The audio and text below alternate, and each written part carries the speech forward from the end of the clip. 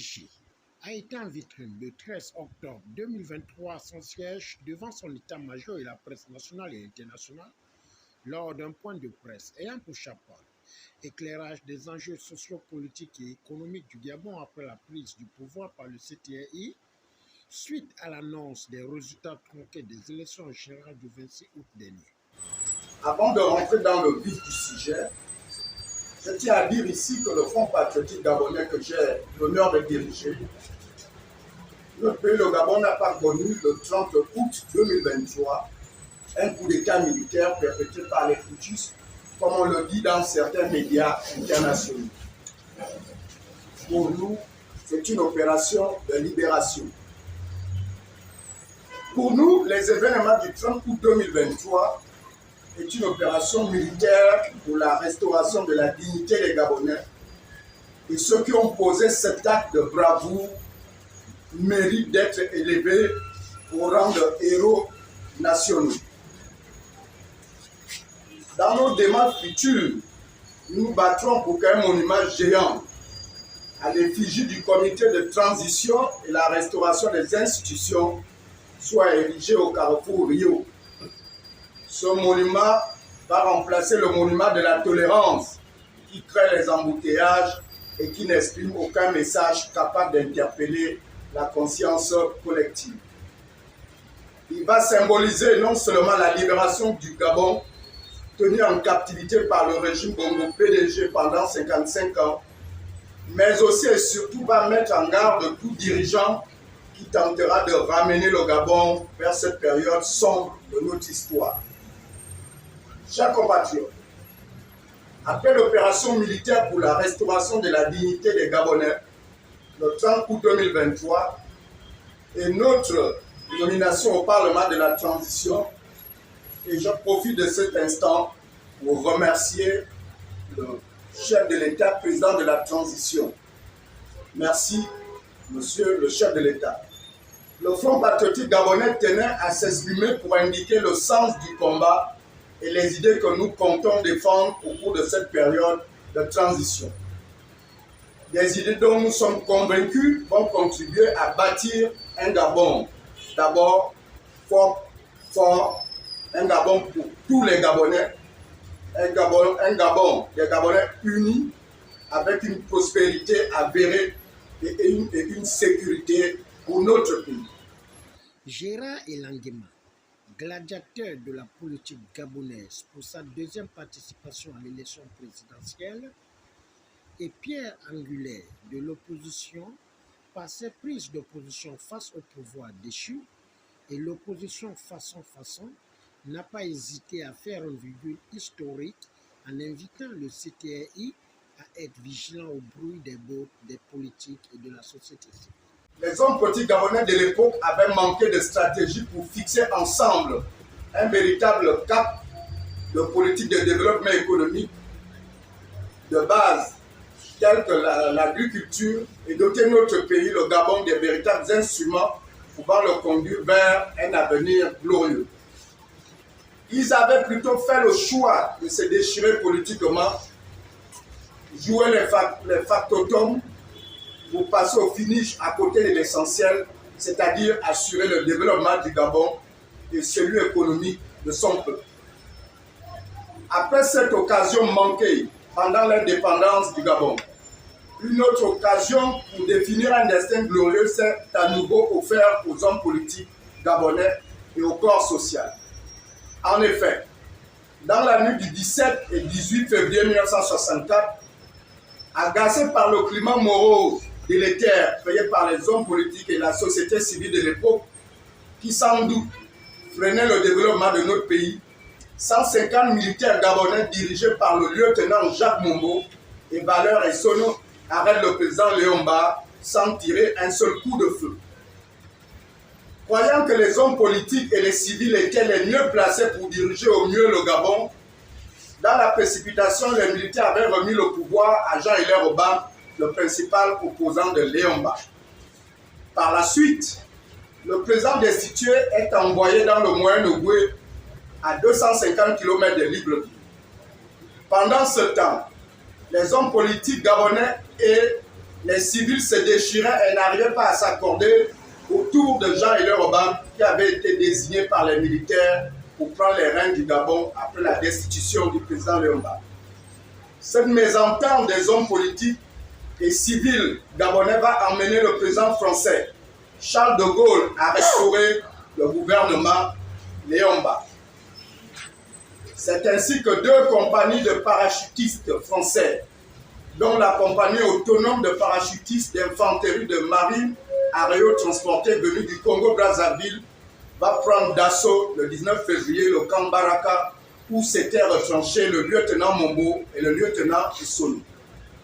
Ce jour, les vaillants militaires gabonais qui avaient destitué le président Léomba 48 heures plus tôt, sans tirer un seul coup de feu, vont tomber sous les balles de l'armée française par la faute des hommes politiques et civils gabonais qui n'arriveraient pas à s'entendre et à s'accorder sur l'essentiel, c'est-à-dire le développement du Gabon et des Gabonais. À ce titre, j'interpelle officiellement le président de la transition, chef de l'État, les membres du CTRI, le gouvernement de transition, afin qu'une reconnaissance nationale soit faite à l'endroit des vaillants soldats de 1964, et là aussi un véritable monument érigé en leur mémoire au lieu d'Ilikolasni mérite d'être construit, érigé. Mesdames et messieurs, ces exemples de notre histoire doivent aujourd'hui nous servir de leçon. Car depuis l'opération militaire pour la restauration de la dignité des Gabonais du 30 août 2023, les démons de la République et les ennemis du Gabon sont à la manœuvre pour détourner notre pays de la marche vers le développement. Des voix s'élèvent ici et là, motivées par des intérêts égoïstes, tantôt pour précipiter les militaires à rendre précipitamment le pouvoir aux hommes politiques, tantôt pour se plaindre de n'avoir pas reçu une nomination. Mon Dieu, apprenons à dire merci. Il y a 22 000 militaires de corps de défense au Gabon. Ajouté aux forces de sécurité, ça fait à peu près, nous sommes à peu près dans les 30 000 militaires.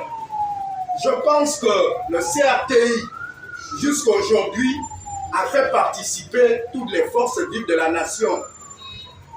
Et nous ne sommes qu'à un mois, une semaine et 6 jours. De quoi parle-t-on? De quoi se plaint-on?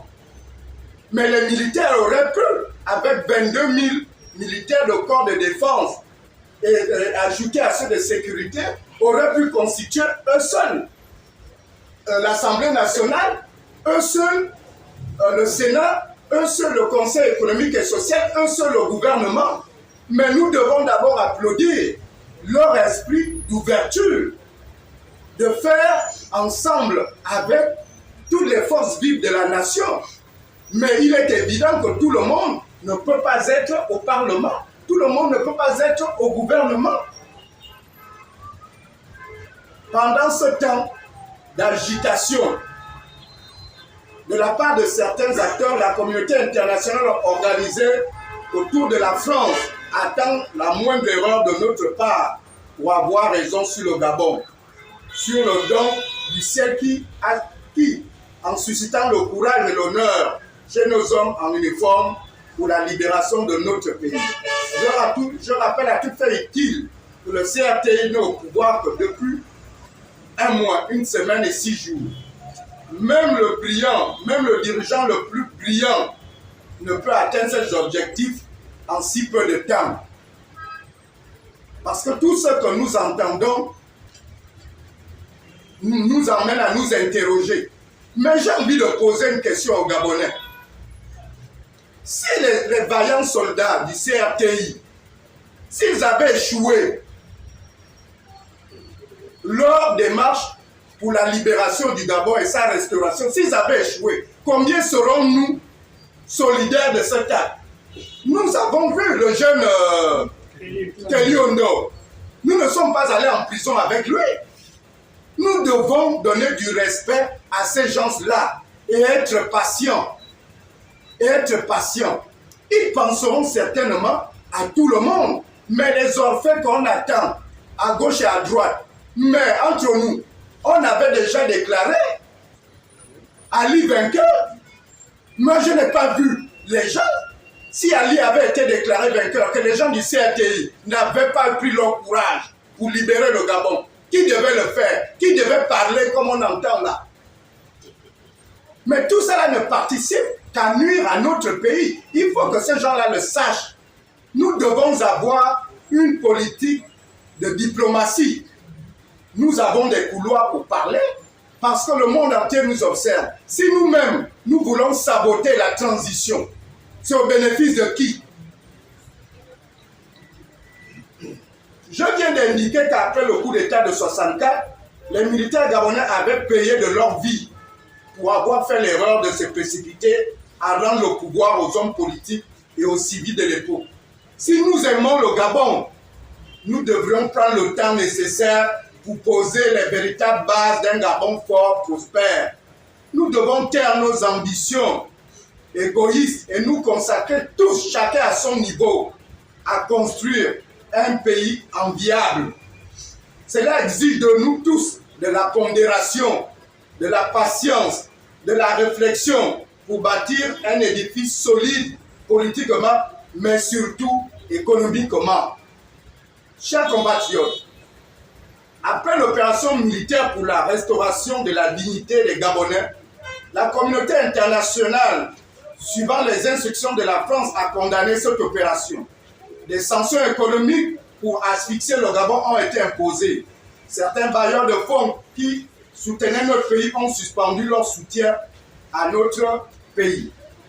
Il convient de noter que le natif de Médoune, neveu d'André Mbaoba, et son état-major ont remercié le geste du président de la transition de la République du Gabon d'avoir honoré le FPG pour contribuer à la refondation de 241 durant cette période de transition.